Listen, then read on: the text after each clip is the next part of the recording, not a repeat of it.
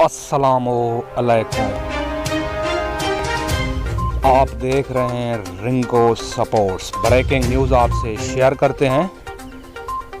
कल शाम 7 बजे सेमीफाइनल मैच खेला जाएगा इंग्लैंड बा मुकाबला न्यूजीलैंड। ब्रेकिंग न्यूज़ आपसे शेयर कर रहे हैं।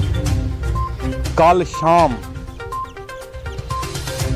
न्यूजीलैंड बा मुकाबला इंग्लैंड।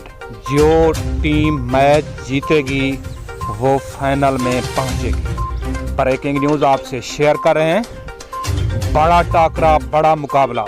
अगर हमारे चैनल को सब्सक्राइब नहीं किया तो सब्सक्राइब पहले नंबर पे सब्सक्राइब कर दें। सब्सक्राइब कर देंगे तो हमारा चैनल आप भी सुनते रहेंगे, हम भी सुनते जाएंगे।